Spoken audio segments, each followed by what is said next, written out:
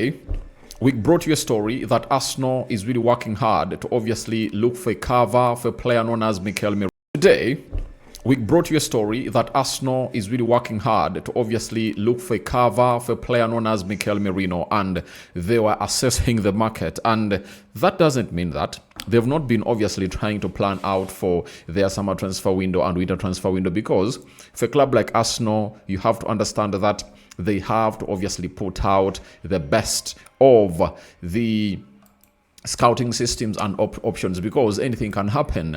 And I know if there is a player that they want, they already know the player, and that's why you saw to it that Play to Goal went ahead to break the story of a man known as Sandro Tonali. Smash like button, comment and share. If at all you're watching us for the very first time, endeavor to subscribe to this channel so as not to miss out on stories that we do upload in here on a daily. Rokani David is my name, and hope you guys are really having fun wherever you are. And let's obviously continue to see what your thoughts are about this beautiful story. And we are in here, and Sandro Tonali is one of those players linked to the club of Arsenal. He is one of those players that Arsenal are really tracking to see whether they can obviously sign him. And who went ahead obviously break the story first?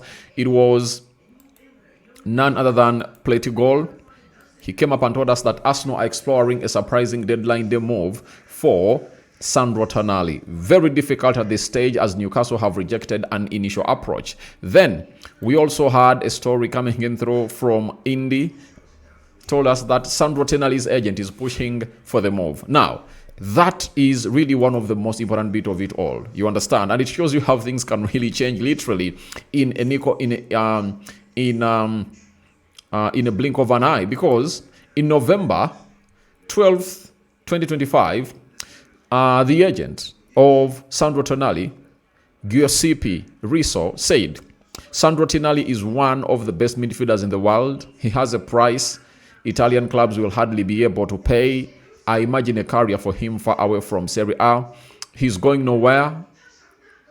He's going nowhere ever with how good he is playing at Newcastle United. We want him to stay forever. This is what he said when, remember, there are links of him back to Inter Milan, AC Milan, Juventus, and it was like no Italian club can obviously match the asking price of Newcastle for this particular player. You understand? So, Sandro Tonali now. Why do Arsenal need the player? First and foremost, the lad is young. If you've been following me for some time, Sandro Tonali, way back in 2020, was one of those players that was really talented and was being linked to very many clubs. Arsenal, Manchester United, Man City, and then he signed for Newcastle, I think, 4 years later. 4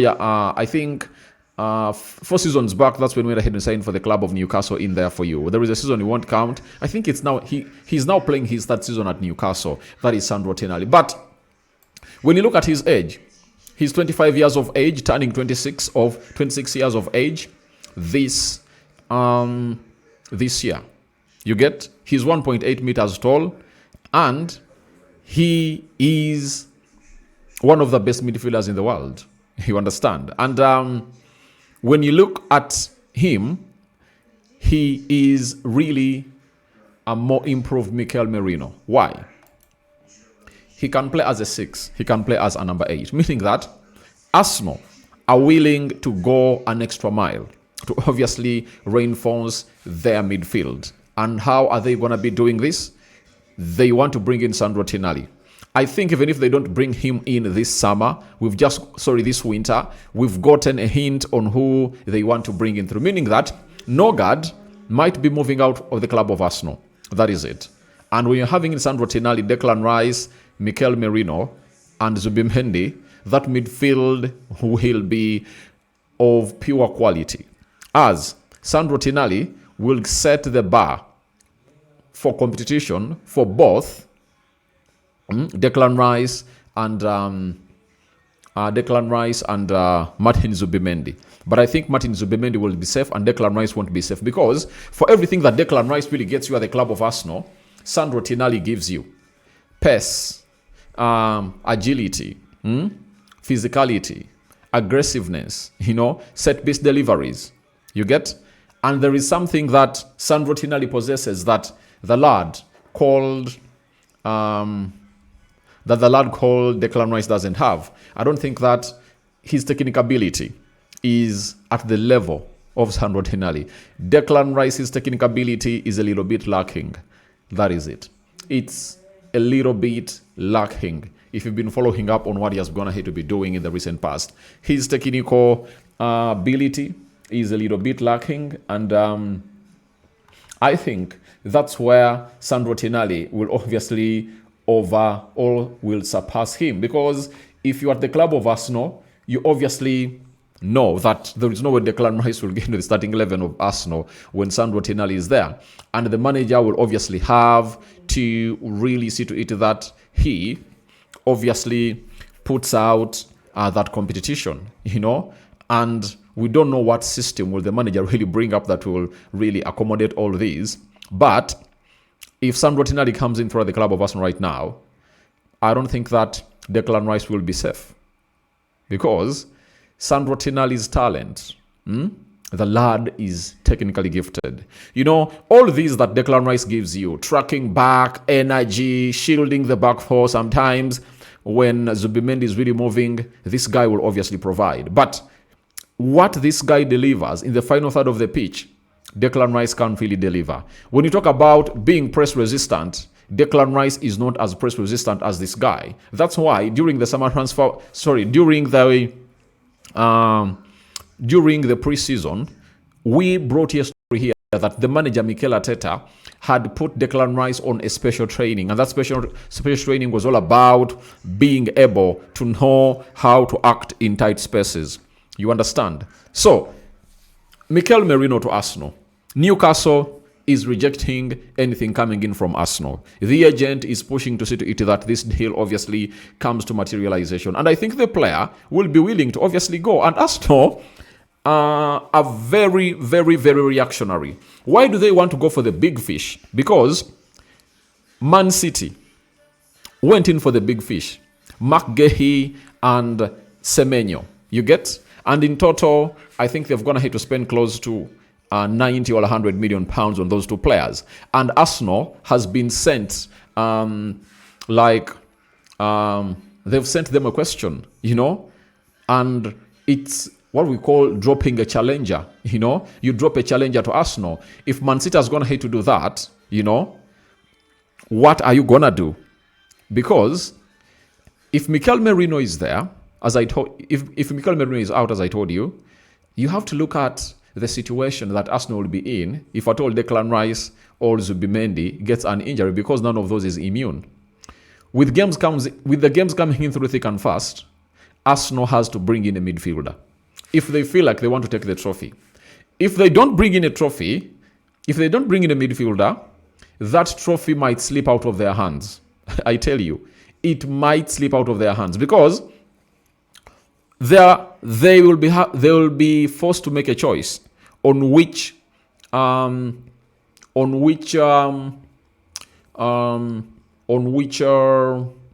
trophy they're supposed to be playing for. For example, today they are playing the Carabao Cup.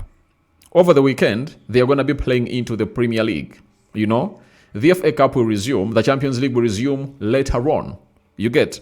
So you'll find that there is a time when Arsenal has to play in the midweek in the Champions League.